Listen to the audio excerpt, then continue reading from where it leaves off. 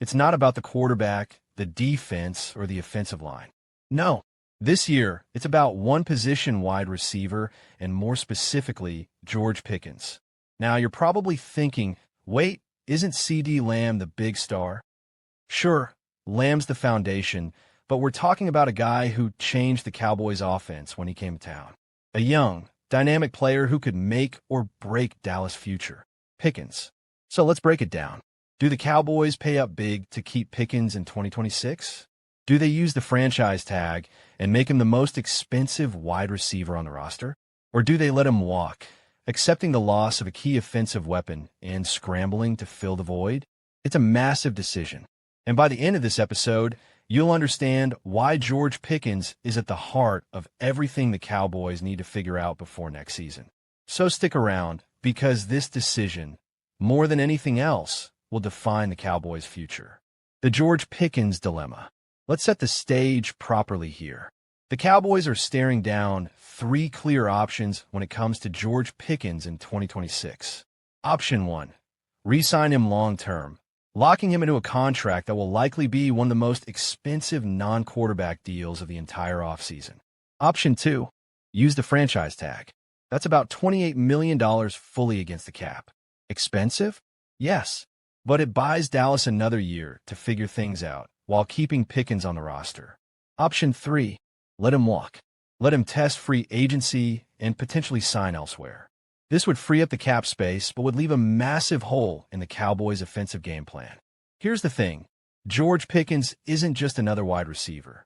He's a game changer. The moment he came into the Cowboys' offense, you could see defenses trying to figure out how to cover him. With Pickens, Dallas didn't just have CeeDee Lamb anymore. They had a legitimate second weapon. He made the offense dangerous, dynamic, and unpredictable. Remove him? Well, suddenly the Cowboys are back to relying heavily on Lamb. And that's not an ideal scenario. It's a situation that feels like it could go either way. And that's where we're headed today. Let's dive deeper into the potential ripple effects of each choice. CeeDee Lamb's role in the future.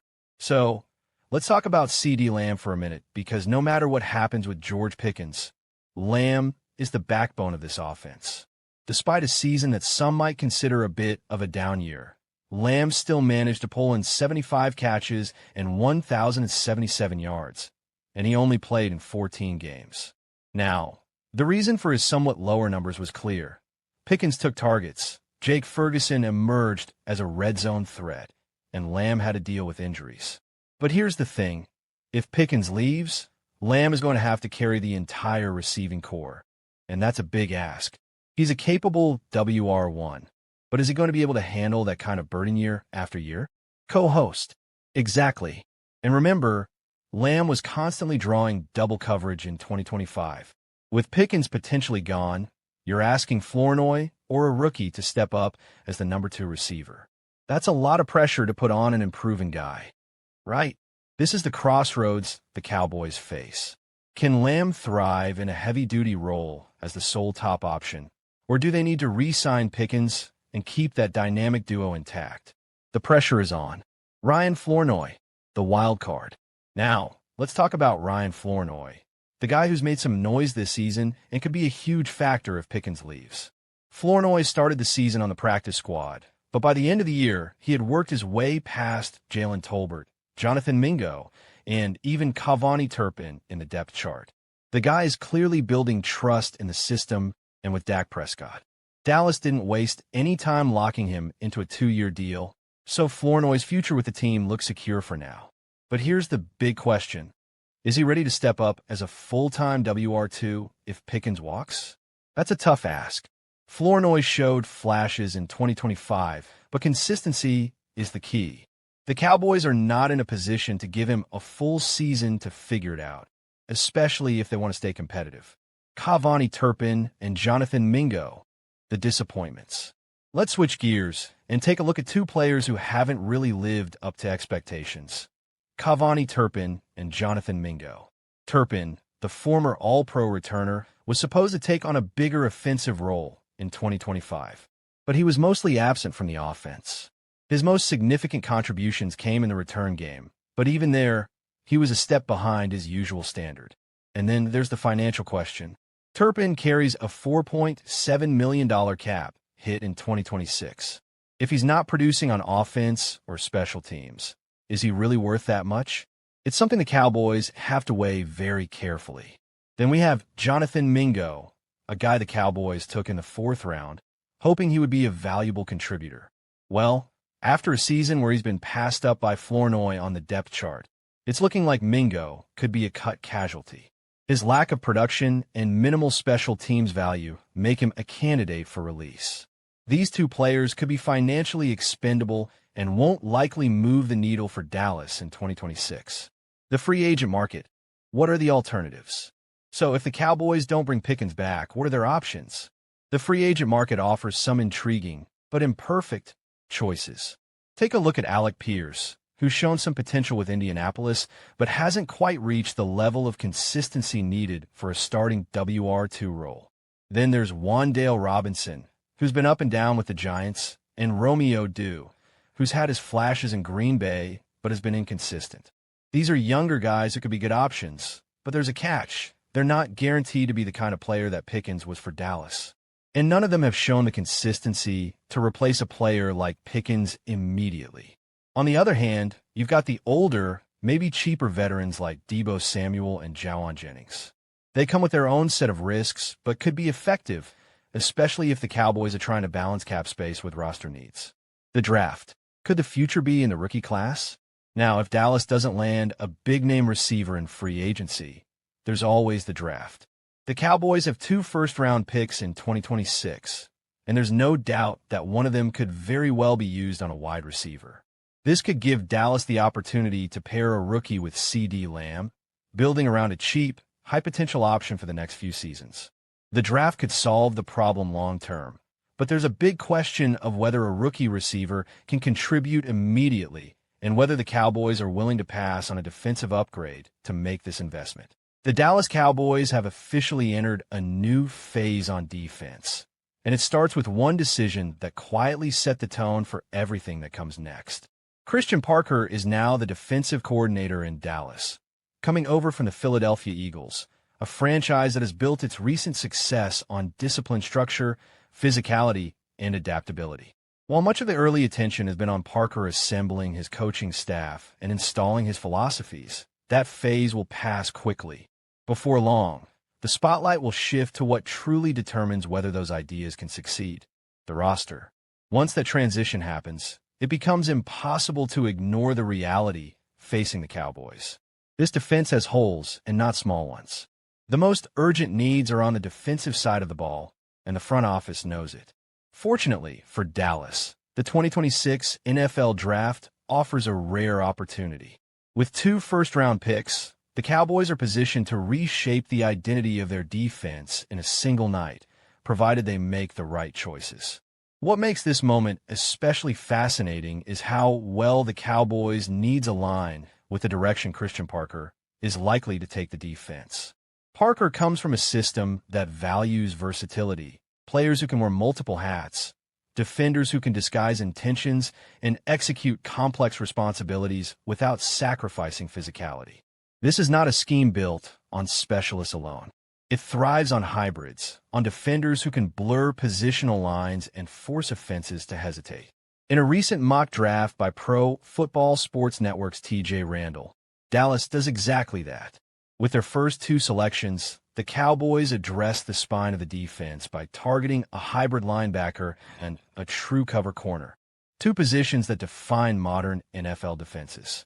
The names attached to those picks are Arvell Reese out of Ohio State and Colton Hood from Tennessee, and together they represent more than just talent upgrades. They represent a philosophical shift. At pick number 12, the Cowboys are projected to select Arvell Reese, a linebacker who, under normal circumstances, would not be expected to still be on the board. Reese is widely viewed as one of the most impactful defensive players in the class, often mocked inside the top 5. His presence at 12 would require a very specific draft day slide, but as Randall notes, it is not impossible. Draft processes evolve, team needs change, and quarterbacks tend to push elite defenders down the board. If Reese is available when Dallas is on the clock, the Cowboys would be staring at a rare opportunity. Reese's appeal lies in how complete his game is. Early in his college career, he spent most of his time operating in the box, reading plays, fitting gaps, and showing a natural feel for traffic and leverage. Then, in 2025, Ohio State began to deploy him more aggressively along the edge, and the results were immediate. Reese showed he could threaten quarterbacks, set the edge against the run, and still drop back into coverage without looking out of place. That combination is exactly what modern NFL defenses crave. For Dallas, the importance of that versatility cannot be overstated. The Cowboys no longer have the luxury of relying on a single defender to be everywhere at once. With Micah Parsons no longer anchoring the defense the way he once did, there's a need for someone who can replicate at least part of that impact. Reese may not be Parsons, but he offers something just as valuable: flexibility. He can play off the ball, rush the passer, and erase mismatches in coverage. He gives Christian Parker options, and options are the currency of good defense. Adding Reese would immediately change how offenses prepare for Dallas. Suddenly, protections become harder to set. Play action becomes riskier. Short and intermediate passing lanes feel more crowded. Reese is the type of defender whose influence extends beyond the stat sheet. His presence alone alters spacing and decision-making, which is often more valuable than any single sack or tackle. As transformative as Reese could be, the Cowboys' work would not be done. Defense is not built solely from the front seven, and Dallas has been reminded of that reality repeatedly in recent seasons.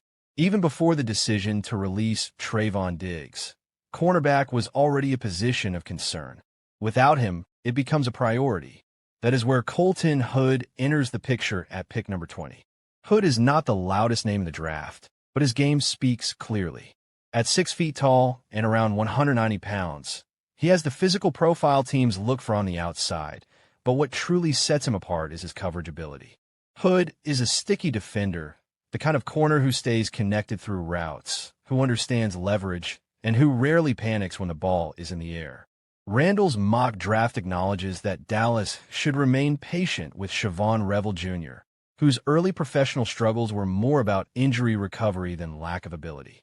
Still, patience does not eliminate need.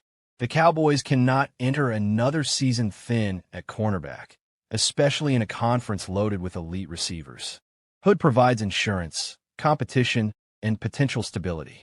What makes Hood such a logical fit is how cleanly he projects into an NFL system. He is comfortable in man coverage, disciplined in zone, and willing to tackle. He plays with confidence, but not recklessness, trusting his technique rather than relying solely on athleticism. In a defense guided by Christian Parker, that discipline matters. Parker's scheme demands corners who can handle responsibility without constant safety help, and Hood fits that mold. Taken together, Reese and Hood would do more than fill holes. They would rebalance the defense. Reese strengthens the middle and the edge simultaneously, while Hood stabilizes the perimeter. Suddenly, Dallas has answers at all three levels. Linebacker speed improves. Coverage flexibility increases. The defense becomes harder to predict and harder to exploit. This is why the 2026 draft looms so large for the Cowboys. With 2 first-round picks, they're not just drafting players. They are choosing an identity. Investing heavily on defense signals a commitment to winning games with balance, to no longer asking the offense to be perfect every week. It suggests an understanding that in January football, stops matter as much as points. There is, of course, no guarantee. Draft picks are projections, not promises. Reese must translate his versatility to the professional level. Hood must adjust to NFL route runners and passing concepts. But the logic behind the selections is sound and the fit is clear. If Dallas executes this plan,